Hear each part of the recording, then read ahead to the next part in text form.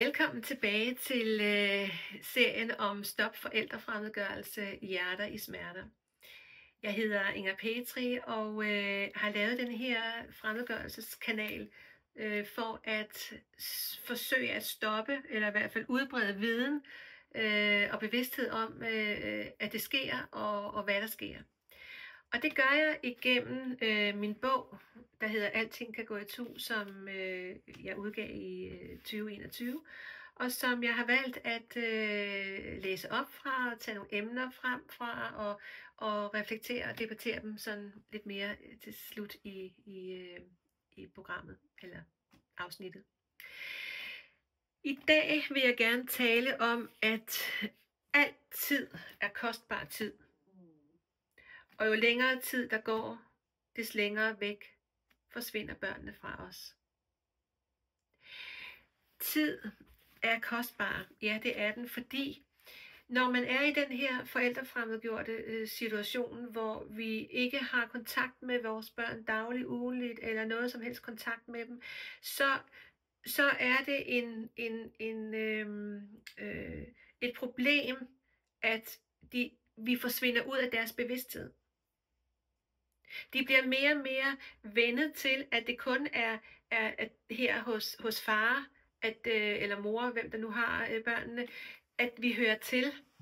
Det er her alt sker, det er her alt foregår, det er her.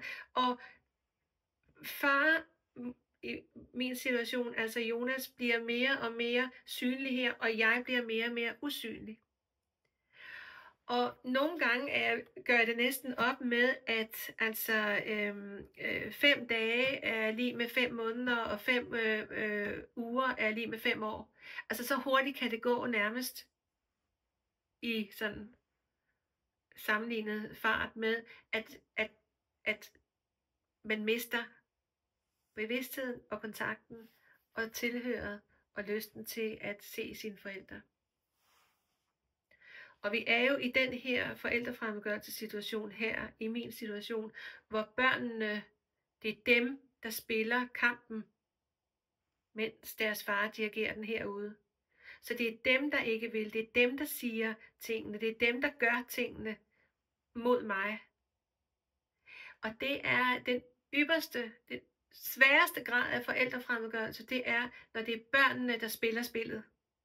Fordi når vi skal i gang med myndighederne, eller nogen, der skal se på børnene osv., og de spørger børnene, om de vil se deres mor, så siger de nej. Om vi skal tage hen til hende, nej. Så her er vi altså i den sværeste situation af forældrefremmedgørelses verdenen. Så det her med tiden, der er ikke noget, der løser sig over tid i den her situation. Og når instanser siger til mig, bare tag det roligt, tiden skal gå, og det skal nok løse sig, så ved jeg, at det er løgn. Jeg ved, at der er intet, der løser sig over tid. Det bliver kun sværere og sværere og sværere. Det har jeg allerede registreret. Men dem omkring mig, og dem, der plejer at have med sådan sager, psykologerne, myndighederne, og familiecentret og børnepsykologer, de siger noget andet. Og det er jeg virkelig overrasket over, at de ved så lidt. For her hos mig i den her situation er tiden altafgørende for, om jeg overhovedet får noget med mine børn at gøre igen. Samtidig med, at det også handler om at få Jonas til at spille med og være med i det. Så tid, altid er kostbar tid. Og i dag vil jeg lige læse lidt op fra afsnittet, hvor jeg har talt med skolepsykologen på skolen. Og for jer, der læser med, så står det på side 134.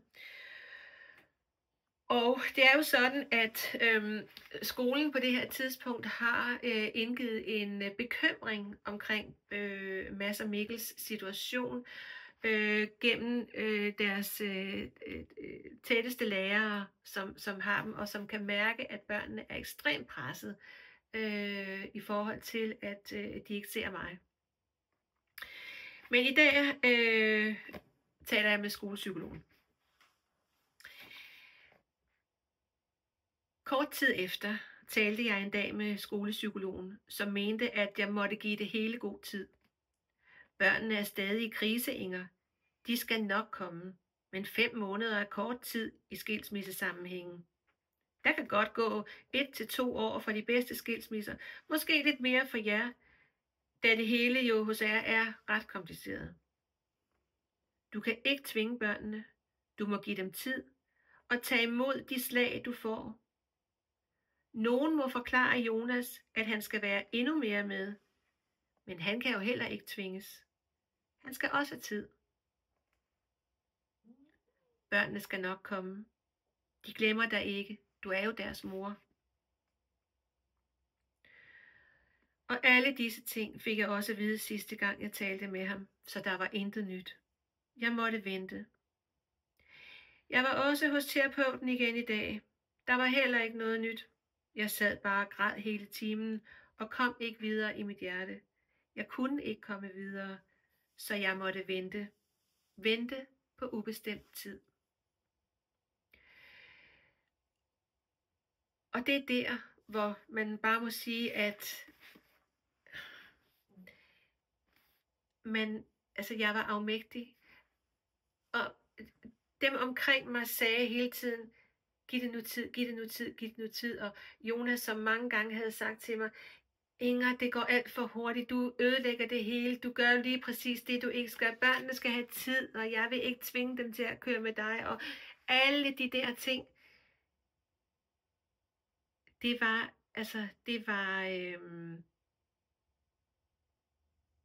var umuligt at være. Det var ikke sandt, det her med tiden, at det nok skulle løses. Det vidste jeg, fordi jeg kunne mærke på børnene, at de kom mere og mere på afstand fra mig. De ville mindre og mindre se på mig. Og på det her tidspunkt så jeg jo heller ikke børnene mere på skolen eller til fodbold, så hvor jeg var blevet bedt om ikke at komme mere henholdsvis skolen og fodboldklubben, fordi børnene led under, at jeg var der og ikke kunne koncentrere sig. Så jeg så ikke børnene. Jeg havde ikke en jordisk chance for at tale med børnene nogen steder. Jeg var aldrig alene med dem på noget tidspunkt. Så jeg vidste, at tiden, det var ikke rigtigt. Jeg vidste godt, at skilsmisser tager tid, og det kunne jeg jo se fra alle de andre par og familier, der var skilt i klassen. Der var lidt irritation og lidt modstand sådan i starten, men lige pludselig efter kort tid, så stod de sammen som far og mor i skolen om deres børn. Helt naturligt. Og de havde børnene på skifter, og det kørte. Og der kan det godt være, at det tager 1 til 2 år, og det sådan glider, og det er det, der er normalen igen, når vi bor hver for sig. Men i forældrefremmedgørelsessager er tiden alt afgørende. Og det vil jeg gerne appellere til, at man forstår, at myndighederne forstår, at tiden er alt afgørende. Men der er jo alle de her snedige ting, som sker fra de her forældrefremmedgørende forældre, som finder på alt muligt, på at vi skal lige vurdere, nu er børnene også utrygge ved at komme, og de er bange for, fordi de er blevet slået, eller hvad de nu kan sige. De er blevet slået, siger myndighederne så, og gud, det må vi undersøge. Og så stopper de alt samvær, alt muligt, og så trækker sagen i langdrag, og det går længere og længere væk. Vi mister hinanden mere og mere, mere og mere. Så alle de her løgnehistorier, alle de her ting, der bliver sagt, er gift. Gift i tiden, gift i forholdet, gift for børnene. Modbydelig gift.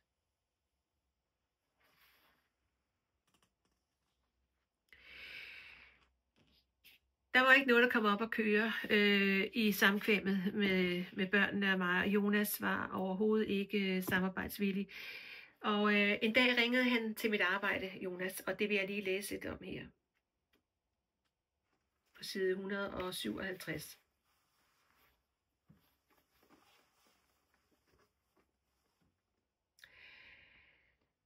på det her tidspunkt har de formentlig fået et nys om, et brev, altså information om, at jeg nok vil starte en retssag. Og det var den, de var rædselsslagen for, at jeg skulle starte. Så de har fået noget at vide her. Så jeg læser. Jonas ringede til mig på arbejdet, for børnene ville gerne spørge mig om noget. Han slog medhøret til og sagde, at han lige havde fortalt dem om retssagen, som mor ville starte. Hvad kan drengene gøre for, at du stopper retssagen, Inger? Sagde han. De kan ikke gøre noget, svarede jeg. Det er ikke deres skyld, og det er ikke dem, der skal gøre noget. Det er dig, Jonas, der skal gøre noget. Du er gået for vidt, og jeg vil ikke mere. Sidste udvej for mig er en retssag. Du har haft så mange chancer og muligheder for at vise samarbejde, men der sker intet. Det er alene dig, der hele tiden bestemmer tempoet. Men nu vil jeg ikke mere. Jeg vil også have samvær med mine børn, svarede jeg roligt og afklaret.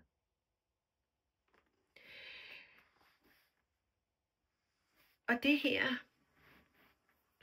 her modbydelige, at han inddrager børnene, der ved alt, og hvor han stiller spørgsmålet, mens børnene hører på det. Hvad kan drengene gøre, Inger, for at du stopper retssagen? Altså det er jo vanvid. Det er jo, altså, jeg bliver nødt til at sige, det er sygt. Hvordan kan en voksen mand, spørger jeg, finde på at spørge, hvad drengene kan gøre for, at jeg stopper retssagen? Altså, enten så er han decideret dum og uintelligent, eller så spiller han endnu stærkere forældrefremmedgørelseskortet. Jeg ved faktisk ikke, hvad jeg skal mene om det. Men tænk, at han stiller spørgsmålet, hvad kan drengene gøre, Inger? De gør så meget i forvejen. De afviser, de løber, de gemmer sig, de nægter at tage med, de vil ikke dit, de vil ikke dat, de kan laver alt muligt, når jeg skal hente dem, eller ikke vil med, eller på fodboldbanen løber de her skolen gennem. De gør alt muligt. Hvad skal de gøre, for at du stopper retssagen, Inger?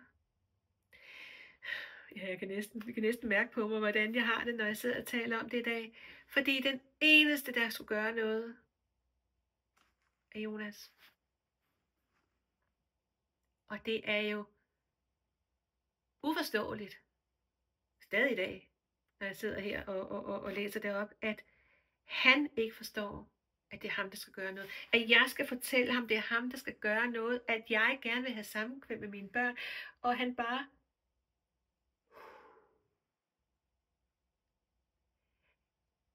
Er der noget at sige til her, at ens hjerne er ved at kollapse? Jeg siger nej, det er der ikke. Man er op imod nogle kræfter, og en verden, en forståelsesramme på livet, og på kærlighed, og på indsigt, og på normale ting, som det er som at banke i en dyn. Det er uforståeligt for os, der elsker vores børn og gerne vil vores børn. Og det er umuligt at være oppe imod de kræfter i forældrefremmedgørelsessituationen. For de er urørlige. De altså enten kan eller vil de ikke forstå det. Og noget af det, som jo sådan senere går op for mig, det er jo så, at hold da op, var jeg gift med det menneske. Fik jeg 2 børn med det menneske, som var og er og har det der i sig. Det er altså et spørgsmål, jeg har stillet mig selv mange gange. Og for jer, der har de samme spørgsmål, eller de samme tanker omkring det, så er det nogle tanker, man har. Ja, det er det. Har jeg virkelig været gift med det menneske? Og næste tanke er så, Gid jeg aldrig havde mødt ham. Så var jeg ikke blevet udsat for det her. Og når man er desperat, og har det, som man har det, så er det helt naturlige tanker at have. Det er det. Husk det, dig der lytter med. Og husk det, hvis I kender nogen omkring jer, har nogen omkring jer, I kender, som står og har mistet deres børn, så er det helt naturligt at have det sådan. Men man vil jo helst være uden de tanker. Fordi man har jo skabt de børn på et tidspunkt i sit liv med kærlighed til hinanden. Men at mennesket indeholdte den her del, det er altså, det er et chok. Det er skræmmende. Det er et chok at opdage. Og her får PTSD'en lige lidt oveni af chok.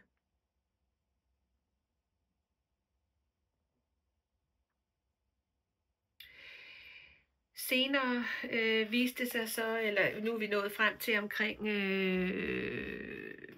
hvor er vi nået frem til, jeg kan snart ikke lige huske det.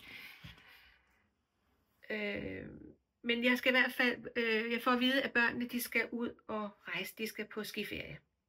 Og jeg skal medunderskrive, eller skrive under på, at de må rejse ud af landet, da vi jo stadigvæk har fælles forældremyndighed.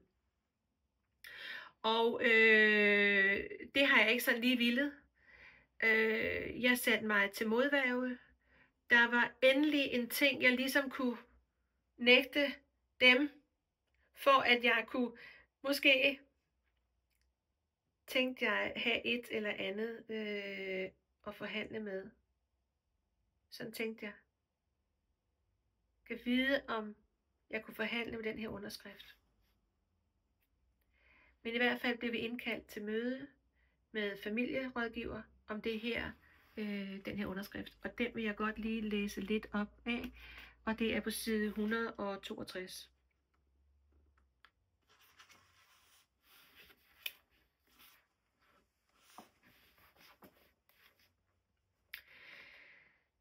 Jeg skulle i dag til møde med lederen af familiecenteret.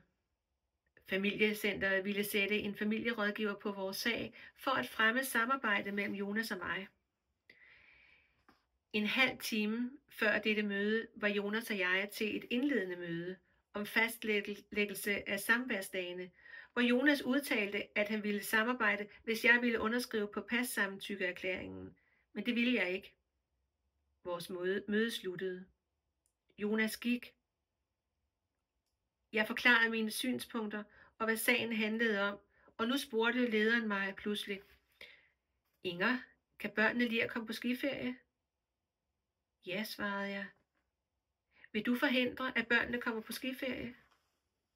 Nej, men hvis du ikke underskriver, vil jeg opfatte det sådan, at det er dig, Inger, der ikke vil samarbejde, pointerede hun skarpt. Det skar som knive i mig. Tårerne trak op og lagde sig i randen af mine øjne. En enkelt tåre trillede ned ad kinden. Kun en enkelt tåre, da jeg rakte ud efter kuglepennen og langsomt skrev mit navn på blanketten. Lederen så veltilfreds på blanketten og regnede derefter med, at samværsbesøgene kunne komme i gang i januar. Dagen efter mødet modtog jeg et brev om, at 4 overvågede samværsbesøg var bevilget, og at det første skulle være den 4. januar 2000. Og derfra 1 om ugen. Det var et kæmpe lyspunkt. Nu fik jeg samvær med børnene igen, og jeg glædede mig, også selvom vi skulle kigges på. Jeg skulle dog lige igennem julen, som var om 2 dage. Første jul uden mine børn.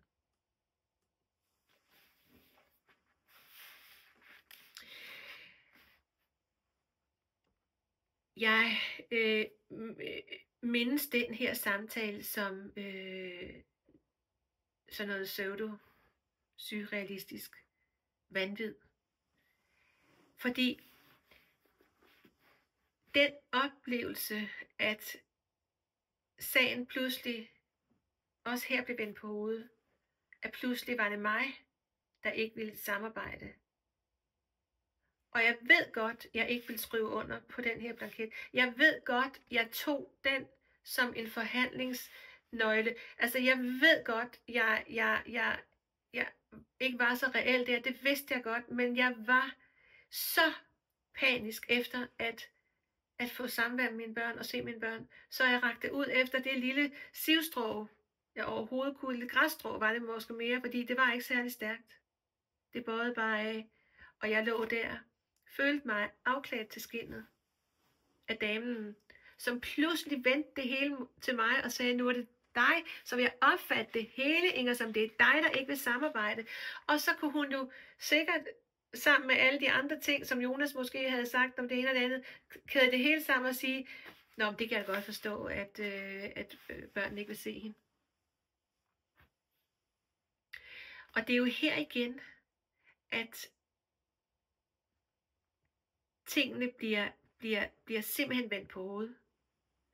Men det, der er mega smart for dem, der fremmedgør herover, det er, at nu sad jeg et offentligt sted med nogle myndigheder og afslørede mig selv, hvordan jeg var, og viste, at jeg ikke ville samarbejde. Og han kom jo ind og ville gerne samarbejde, ville sine børn det bedste, og de skulle på skiferie, hans dejlige børn og alt det her. Og moren, hun vil forhindre det. Er det ikke synd? Er det ikke synd? Spil. Spil, spil, spil fra galleriet. Spil for galleriet. Jeg siger det bare. Så myndigheder, I skal være knivskarpe. Og hvis ikke I har prøvet det selv, så ved I ikke, hvornår I skal være knivskarpe, eller hvornår I skal spørge lidt ekstra ind til de her ting. Kunne man forestille sig, hvorfor en mor, der ikke har set sine børn i 7 måneder, med alt det, kunne finde på at forhandle med en underskrift? Ja. Det ville jeg forstå, hvis jeg sad i stolen. Men hun fattede ikke en bjælde, hvis jeg må sige det. Hun faldt pladask for charmen herover, og hvor synd det var for børnene, de ikke kunne komme på skiferie, og ville jeg være grund til det og årsag til det? Uha. Jeg kan godt fortælle det jo igen her, hvor vores hjerner de er ved at koge over. Fordi vi kan ikke få det til at hænge sammen i vores virkelighed. Vi kan ikke få det til at hænge sammen. Og det værste er jo, at nu er beviset også sort på hvidt. Nu står det i den her rapportering, at moren modarbejdede osv. Og alt det bliver dit stempel. Usamarbejdsvillig mor. Modstand på, at børnene skal ved og vel. Modstand på, at børnene må hygge sig med deres far. Faren vil gerne, og han gør alt for børnene. Det står der lige pludselig, og det bliver så de der 5 linjer, der går videre i hele systemet. Offentlige system. Det er det, der sker også. Det er det, de også gør her i forældrefremmedgørelsestegnet. Metoden, det er at få dig udstillet og fremstillet dårligst muligt, når du er i det offentlige system. De trykker og piger og prikker til dig, så vi går fuldstændig ud af vores normale måde at være på. Vi mister besindelsen, fordi vi er afmagt. I længsel, i udviskning, i tilintetgørelse. Vi hæfter os, hænger fast ved noget, et lille håb om, at nogen kan forstå og hjælpe mig med at se mine børn igen. Men så ligger du der, og de står og jubler her. Det er metoden. Og der skal mame, har jeg lyst til at sige, og fik jeg sagt, en knivskarp hjerne til at gennemskue det. Og det er deri, at det bliver så vanskeligt for alle instanserne omkring det her forældrefremmedgørelse at gennemskue det. Knivskarp. Der skal mega gode spørgsmål til. Der skal virkelig man skal kunne gennemskue, hvad det er, der foregår i det her spil, hvis det skal kunne løses. Men det er der ikke ret mange, der kan.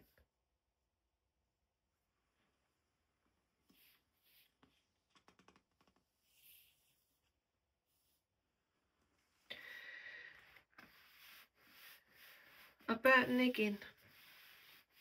Hvor er de? Hvem hjælper dem? Hvor står de nu omkring juletid? Uden deres mor? Der er vant til at lave julen, som de nu plejer. Men mor er der ikke. Mor er væk.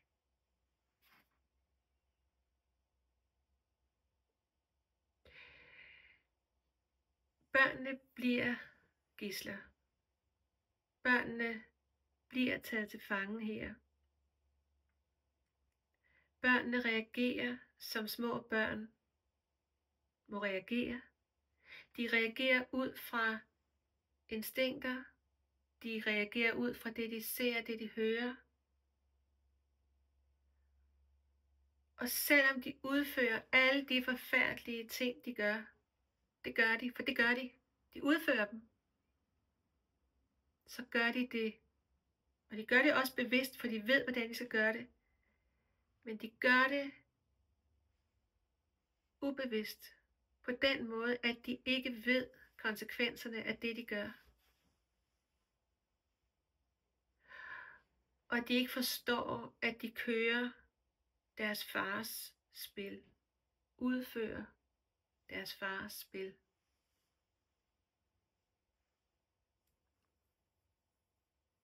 Det er, som når magthaverne i landene sender de unge drenge soldaterne ud til fronten og kæmper. De gamles kamp. Det er det. De skal gøre det, for de skal overleve, de små børn. De små soldater derude i fronten, de skal kæmpe for at overleve.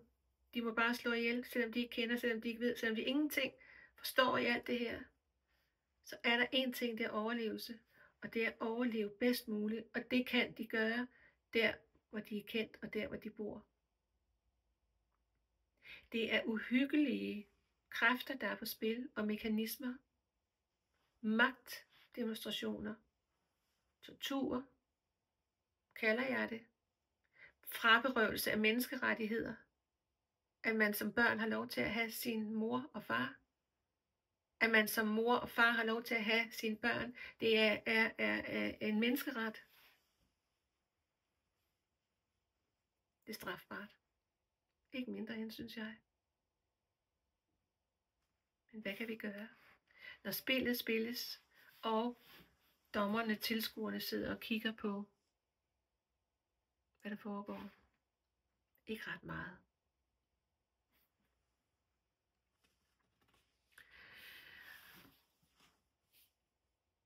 Og jeg vil godt prøve lige at dokumentere i bogen en hændelse, hvor Mads, han faktisk godt er klar over, hvad der sker.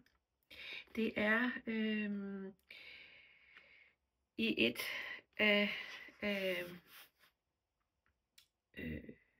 i en af de overvågede samværssituationer, hvor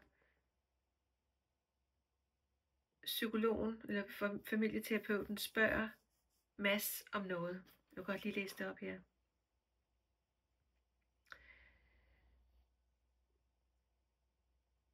Klokken 14.25. Jeg sad og spillede Uno med Mikkel, mens Mads gik hen til bordet hos rådgiveren, hvor de talte lidt om, hvordan han havde det. Han kedede sig. Så talte de om eventyret Fyrtøjet og 3 ønsker. Hvad ville du ønske, Mads, hvis du fik 3 ønsker, spurgte hun. Det første skulle være aldrig at være vred mere. Det andet skulle være, at vores lille fætter bliver rask.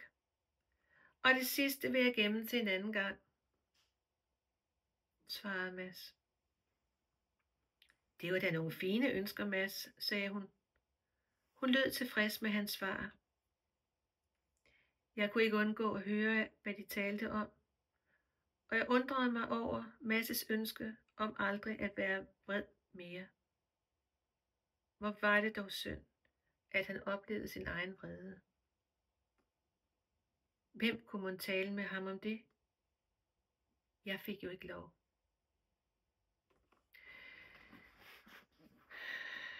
Så det her med, at børnene er mærket af det, de er i, det er de. Og Mads vidste godt, at han var vred. Mads vidste godt, at det var vreden, der sådan set var i ham, og at han skulle være anderledes, end han plejede at være. For han var ikke en vred dreng. Han var en kærlig, frisk gut, som havde lyst til alt muligt fis og ballade og sjov. Og han var en glad dreng, Mads. Men han oplevede sig selv vred.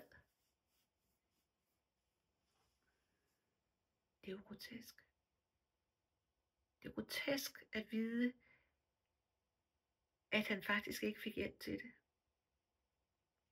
For hans eneste vrede var på mig, over et eller andet, eller måske over sig selv, eller over hans far, der tvang. Vi ved ikke, hvad hans vrede bestod af. Jeg ved ikke, om de nogensinde har fundet ud af. Jeg har jo aldrig talt med dem. Men børnene ved det godt selv. Og når man enkelte gange hører om børn, der har været udsat for det her, men har skullet skrive, eller sige, eller gøre noget til den forælder herover, så lider de. For de ved godt, det er forkert. Mads vidste godt, at jeg elskede ham. Mads vidste godt, at jeg gerne ville være hans mor. Men han skulle kæmpe imod det for sin fars skyld. De små soldater, der kæmper for de gamle.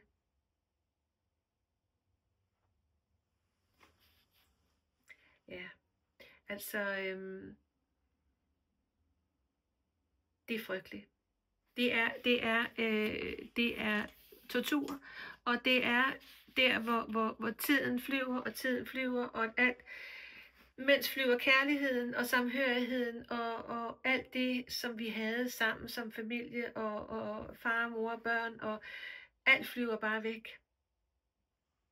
I tidens fortabelser, i tidens løgne, i tidens trækken i langdrag, tidens... Ej, mand, hvor er det synd. Det er så synd for alle parter, som egentlig bare kunne have levet sammen hver for sig.